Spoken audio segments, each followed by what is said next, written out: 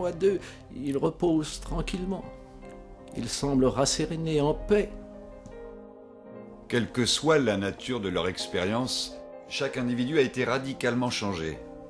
Des recherches prouvent qu'ils sont devenus de bien meilleures personnes depuis leur expérience. Ils sont revenus avec un grand désir de connaissance et un sens très fort de l'importance de l'amour. Moody veut nous proposer l'idée que ce changement est la preuve qu'une expérience de mort clinique est plus qu'une crise passagère. Il semble que cela demande à ces personnes de prendre une attitude positive, au lieu d'être émotionnellement bloquées et de ne pas savoir comment mettre ces traumatismes hors de leur vie. Rawlings dit que le point commun dans l'étude de ces cas concernant la vie après la mort clinique, c'est le changement de vie. Rawlings ajoute qu'il ne considère ces expériences valables que si la famille, les amis et relations du patient sont d'accord qu'un changement est survenu.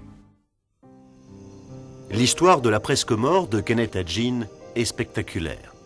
En avril 1933, Agin était cloué au lit. Il était malade depuis sa naissance, il souffrait d'une malformation cardiaque. Le 22 avril, son état empira.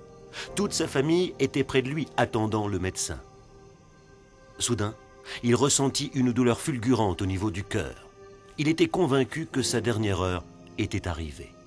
Je le cite, « Je ne sentais plus mes orteils, ils étaient engourdis.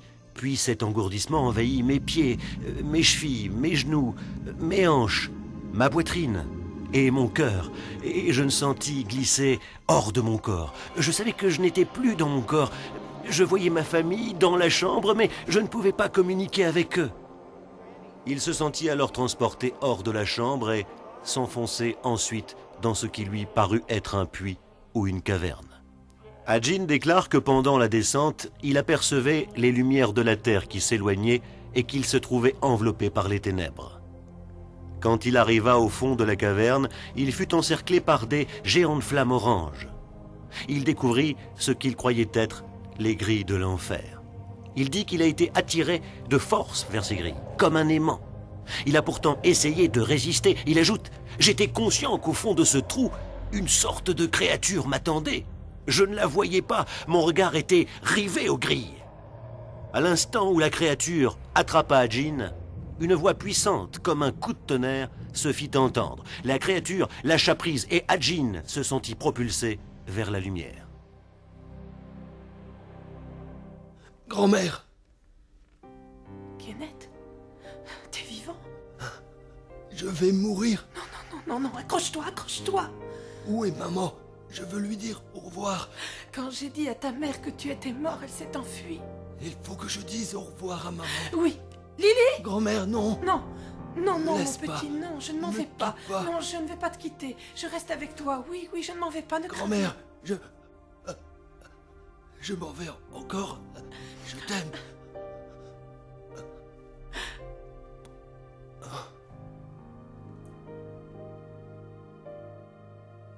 Agin dit que cela s'est produit 3 fois. La 3e fois, il a cru que cette expérience n'était qu'une hallucination. Mais tandis que les ténèbres l'entouraient, il fut convaincu que cet enfer était réel.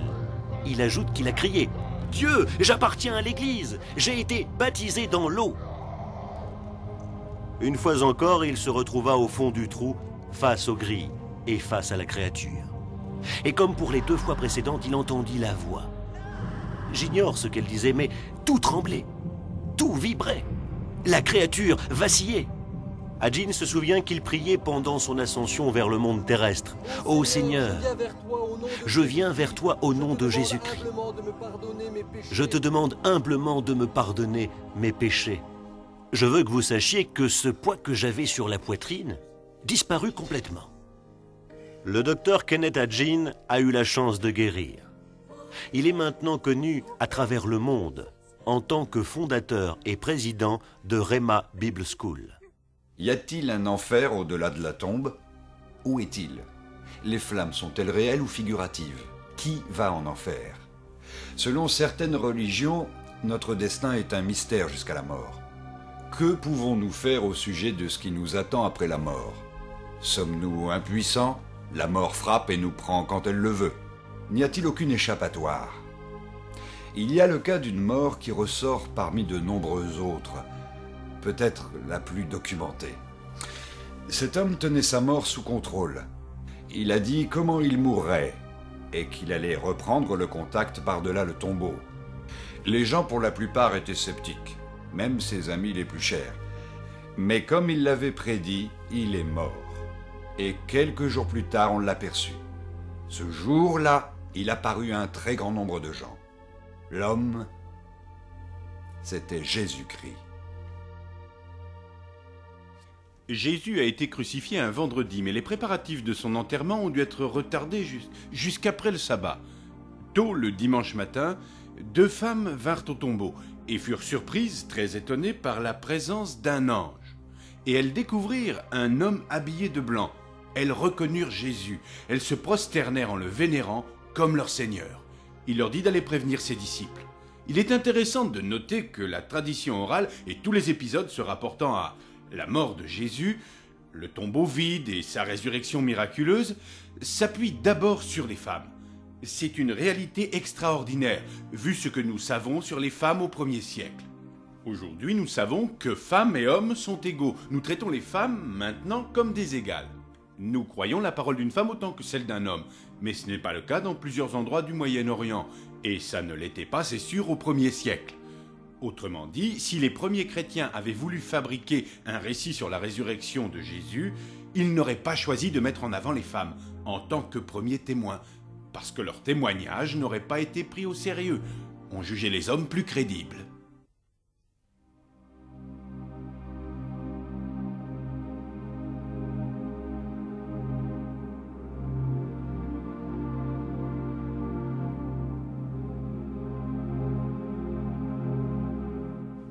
Les disciples s'étaient rassemblés dans un grenier.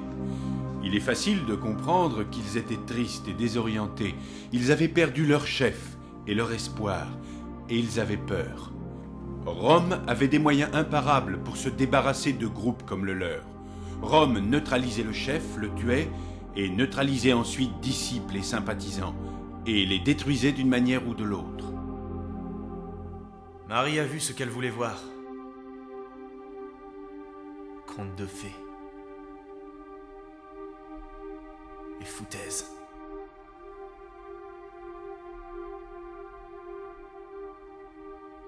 Je dis que trop c'est trop. Pas si fort, on va nous entendre. Ne t'inquiète pas. Et laisse Marie tranquille. Elle fait partie de notre groupe. C'est Jésus qui nous l'a imposé. Nous ne la voulions pas. Il est mort. Pourquoi elle l'aurait pas vu? Il a fait toutes sortes de miracles. Nous les avons vus de nos propres yeux. Rappelez-vous Lazare. Il a ressuscité d'entre les morts. Pourquoi pas lui-même? C'est terminé. Nous avions tort. Il était bon et généreux. Mais les hommes de cœur meurent aussi, tout comme nous. Le désespoir, le découragement des premiers disciples juste après la mort de Jésus est très facile à admettre. Ils étaient plutôt démunis pour comprendre et saisir l'importance et le sens de la mort de Jésus et le témoignage du tombeau vide. Quand Jésus avait parlé de résurrection, eux croyaient qu'il voulait parler, comme n'importe quel pharisien ou juif du 1er siècle, qu'il voulait parler de la résurrection de tout le peuple, représenté dans Daniel chapitre 12, c'est-à-dire la résurrection de tous à la fin des temps. On ne s'attendait pas un instant qu'une seule personne puisse revenir d'entre les morts. Accablés par le désespoir, ils virent entrer Jésus dans la pièce. À ce groupe de sceptiques, Jésus promit qu'il serait parmi eux jusqu'à la fin des temps. Les récits sur Jésus, qui est apparu après sa résurrection à ses disciples, racontent que Jésus leur a demandé à manger, et dans un récit on dit qu'il prépara à manger pour eux. D'un côté, cela démontre qu'il n'est pas un fantôme, ni une vision, il a un corps d'homme ressuscité d'entre les morts. D'un autre côté, Jésus reprend son ministère là où il l'avait laissé quand il avait partagé son dernier repas avec ses disciples. Malgré leur fuite au moment de son arrestation, leur reniement, il leur a pardonné et les a ramenés dans la communauté. Il a rétabli la communion entre eux en mangeant avec eux. Pendant le repas, il les a chargés de continuer son ministère et leur a affirmé qu'il serait avec eux jusqu'à la fin des temps. Homme de peu de foi, parce que vous m'avez vu, vous avez cru. Mais bénis soient ceux qui ne m'ont pas vu et qui ont cru quand même. C'est quand la mort survient que la résurrection, par une croyance religieuse, devient vitale. Nous avons exploré la mort et l'au-delà. Très souvent, les gens qui ont connu une mort clinique ont rencontré une lumière très puissante, qui les a aimés d'une façon indescriptible. D'autres racontent leur expérience avec l'enfer, pouvant être inversée en un instant en criant le nom de Dieu. La question de Dieu semble être en dehors des limites de la science, et la religion n'a pas toutes les réponses. La religion a toujours été pour l'homme la façon de comprendre et définir Dieu. Mais quelle est la façon de Dieu vers l'homme? Dieu est décrit dans les Saintes Écritures comme un être d'une incroyable lumière et d'un amour inconditionnel. La Bible dit que Dieu aimait tellement le monde qu'il a envoyé son Fils pour rétablir les relations rompues entre lui et l'humanité. Les relations, pas la religion, c'est ce qui compte en fait. Jésus est seul quand il fait cette déclaration rassurante au sujet de la mort. Dans son essence, il a dit « Oui, j'ai conquis la mort, et vous n'avez donc plus rien à craindre. » La mort, nous n'aimons pas cette idée, mais nous ne devons pas la craindre. Nous devons seulement recevoir l'amour et le pardon que Dieu nous offre à travers la victoire de Jésus sur la mort. Alors nous vivrons pour toujours avec notre Créateur. Tout le monde doit mourir. Vous allez mourir. Qu'y a-t-il après la mort pour vous?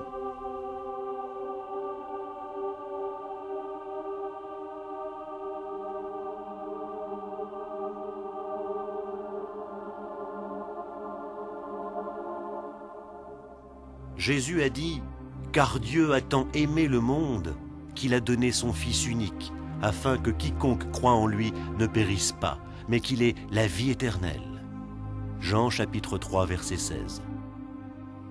Jésus a dit « Moi je suis la résurrection et la vie.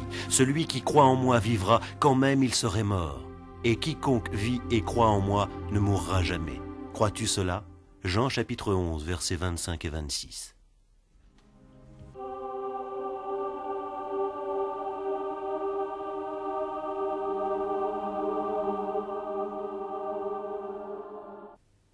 Nous venons de voir là un film qui parle d'une expérience vitale. Une expérience qui va toucher la vie d'un chacun parce que l'expérience de la mort est pour tout le monde. Hommes, femmes, adultes, jeunes, vieillards, bébés, même les fœtus, nous tous, nous sommes des candidats à la mort. La mort est une donne universelle, personne ne saura échapper à cette réalité. Mais alors, qu'est-ce qui se passe après la mort?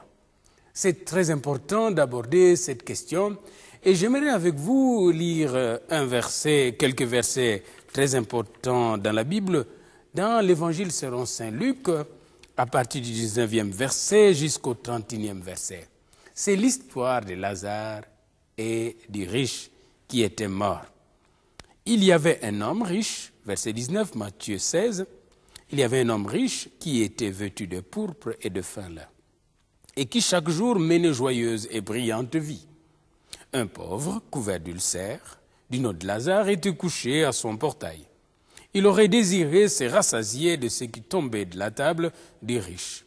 Même les chiens venaient lécher ses ulcères. Le pauvre mourut et fut porté par les anges dans le sein d'Abraham. Les riches aussi mourut et fut enseveli. Dans le séjour des morts, il leva les yeux et en proie au tourment, il vit de loin Abraham et Lazare dans son sein.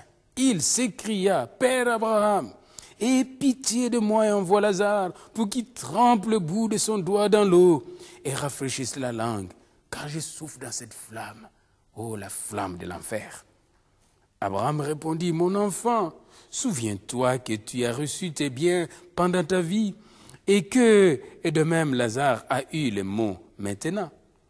Il est ici consolé et toi tu souffres. En plus de tout cela, entre nous et vous se trouve un grand abîme, afin que ceux qui voudraient passer d'ici vers vous ne puissent